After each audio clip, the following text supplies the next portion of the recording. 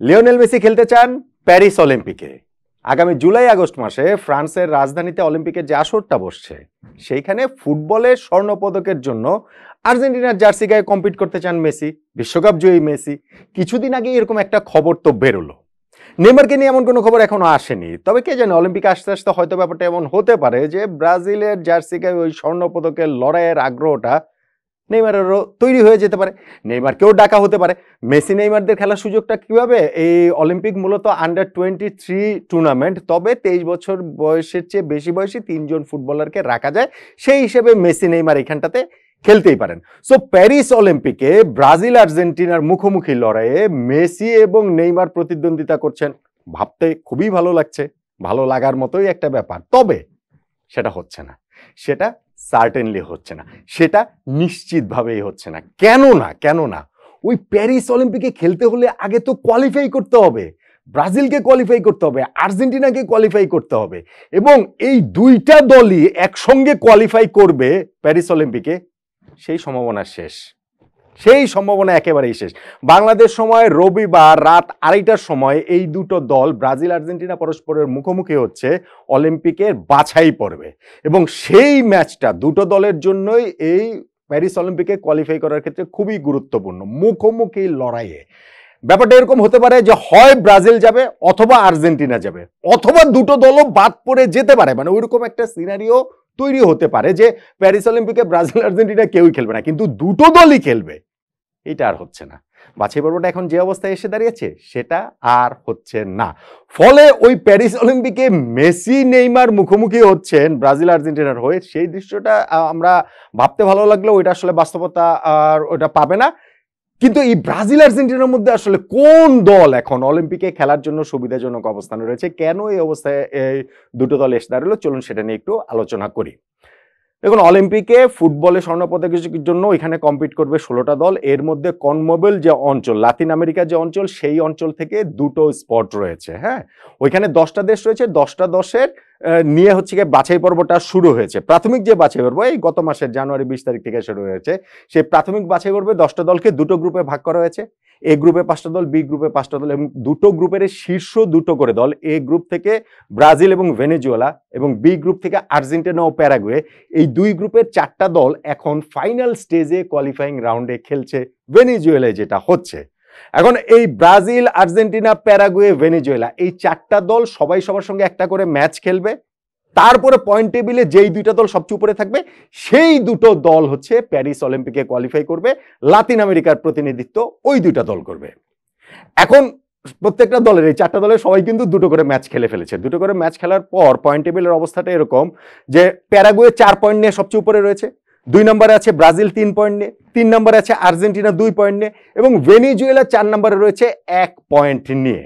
Last ম্যাচটাতে যেটা বললাম বাংলাদেশ সময় রবিবার হচ্ছে গিয়ে রাত 2:30টার সময়, মানে আমাদের রবিবার এই রাত পেরিয়ে আছে মধ্যরাতে 2:30টার সময় ব্রাজিল আর্জেন্টিনা পরস্পরের মুখোমুখি হচ্ছে। এরপরে আরেকটা ম্যাচ হয়েছে যেখানে প্যারাগুয়ে এবং ভেনেজুয়েলা পরস্পরের মুখোমুখি হবে।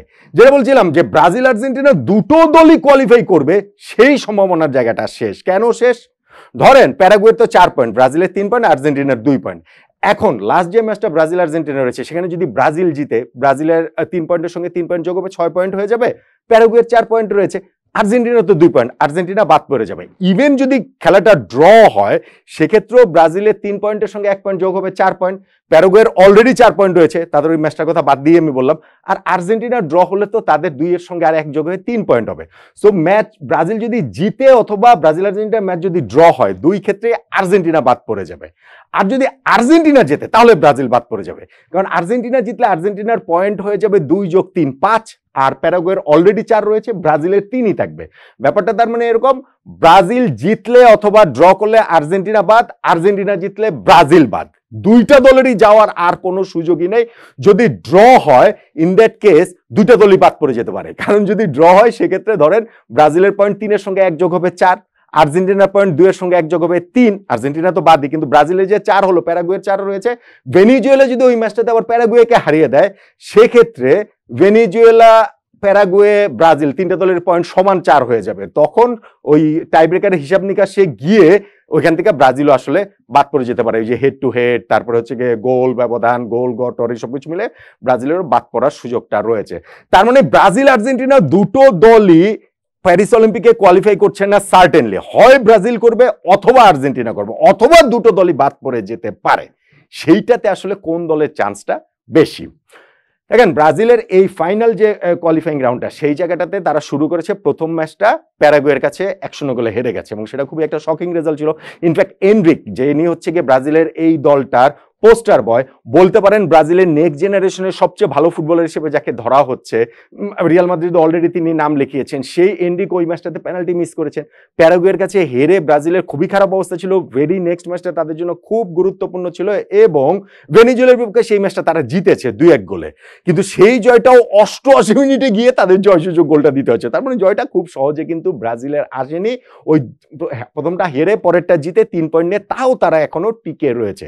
আর্জেন্টিনার টিকে থাকাটাও কিন্তু আসলে বেশ অ্যামেজিং, কারণ হচ্ছে কি তারা প্রথম ম্যাচটা ওই ভেনিজুয়েলার সঙ্গে তারা 2-2 গোলে ড্র করেছে, পরের ম্যাচটা তারা প্যারাগুয়ের সঙ্গে 3-3 গোলে ড্র করেছে, এবং সেই লাস্ট গোলটা তারা দিয়েছে ইনজুরি টাইমেরও 97তম মিনিটে গিয়ে। বোঝানো হচ্ছে গিয়ে সেই গোলটা আর্জেন্টিনা দিয়েছে, তাদেরকে টিকিয়ে রেখেছে। ফলে এটা আমরা হাভিয়ার মাসচেরানোর দল, যিনি হচ্ছে গিয়ে লিওনেল মেসির সতীর্থ হিসাবে দীর্ঘদিন একসঙ্গে ছিলেন, একসঙ্গে খেলেছেন, সো তিনি এই দলটার কোচ হিসেবে রয়েছেন।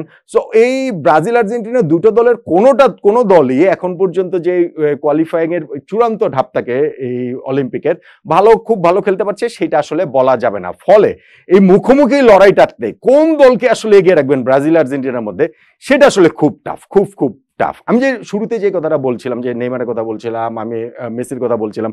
ইনফ্যাক্ট মেসি কিন্তু 2004 এবং 2008 সালে আর্জেন্টিনা অলিম্পিকে স্বর্ণপদক জিতেছিল। 2008 সালে সেই টিমটাতে কিন্তু লিওনেল মেসি ছিলেন। আর ব্রাজিল তো হচ্ছে গিয়ে গত দুইবারের অলিম্পিকের স্বর্ণপদক জয়ী, 2016 সালে জিতেছিল, 2020 সালে জিতেছিল। 2016 সালে সেই টিমটাতে তো নেইমার ছিলেন। ইনফ্যাক্ট ব্রাজিল তাদের ফুটবল হিস্ট্রিতে তো সব শিরোপা জিতছিল, শুধুমাত্র অলিম্পিকের গোলটা ছিল না। সেই গোলটা অবশেষে তারা 2016তে রিও অলিম্পিকে জিতেছে, গতবারও যেটা টোকিও অলিম্পিকে তারা ধরে রেখেছে। এখন আনথিঙ্কেবল একটা জায়গায় তারা এসে দাঁড়িয়েছে যে গত দুইবারের চ্যাম্পিয়ন ব্রাজিল, তারা হয়তোবা সামনে মানে এই অলিম্পিকটা হয়তোবা কোয়ালিফাই নাও করতে পারে। আর্জেন্টিনার সঙ্গে ম্যাচের উপরে সেটা নির্ভর করছে। আর্জেন্টিনার জন্য এটা আনথিঙ্কেবল আসলে, তারাও তো দুইবারের চ্যাম্পিয়ন। এই বয়সভিত্তিক দলগুলোতে তারা খুবই শক্তিশালী, কিন্তু তারাও এই নিজেদের কারণেই আসলে দুটো দলই এরকম একটা অবস্থানে দাঁড়িয়ে রয়েছে। হিসাবটা এখন হচ্ছে গিয়ে প্লেন এন্ড সিম্পল।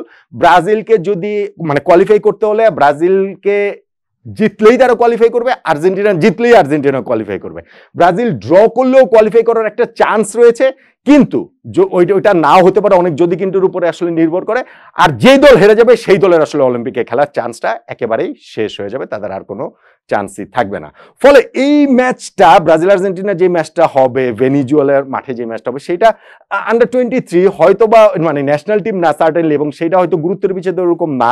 কিন্তু যখন আপনি হিসাব করবেন যে এইটাই অলিম্পিকের টিকিট এনে দেবে একটা দলকে, এবং প্রবাবলি আরেকটা দলকে চিরপ্রতিদ্বন্দ্বীকে অলিম্পিক থেকে কিক আউট করে দেবে, সেক্ষেত্রে তো ওই অলিম্পিকেরও স্বর্ণপদক জয়ের ক্ষেত্রেও এই জায়গাটাতেও এগিয়ে যাওয়ার সুযোগটা রয়েছে। সেই সুযোগটা কোন দল নিবে? ব্রাজিল একটু সুবিধাজনক অবস্থানে রয়েছে, কারণ তাদের ড্র করলেও হয়তোবা চলতে পারে, হয়তোবা ড্র করলেও সেটা তাদের চলতে পারে। প্যারাগুয়ে জিতলে তো কথাই নেই, আর ওই ম্যাচটা ড্র হলেও অসুবিধা নেই। আর যে ভেনিজুয়েলা ওই ম্যাচে যদি না জেতে, তাহলে হচ্ছে ব্রাজিলের জন্য ড্র করলেই হবে, ভেনিজুয়েলা জিতলেও হয়তোবা চান্স সেটা রয়েছে। কিন্তু আর্জেন্টিনার জন্য ইকুয়েশনটা ওই রকম না। আর্জেন্টিনার জন্য ইকুয়েশনটা জিততে হবে, জিততেই হবে। তাহলে ব্রাজিল আর্জেন্টিনা যে আন্ডার-23 প্রি অলিম্পিক বাছাই পর্বে যে পরস্পরের মুখোমুখি হচ্ছে, সেই লড়াইটার গুরুত্বটা কম কিসে বলেন তো দেখি? এবং আপনি বলেন, এই ব্রাজিল আর্জেন্টিনার মধ্যে মুখোমুখি লড়াই কোন দল জিতবে, কোন দল অলিম্পিকে খেলবে, কোন দল অলিম্পিক থেকে বাদ পড়ে যাবে? আপনার মতামতটা জানাবেন নাকি?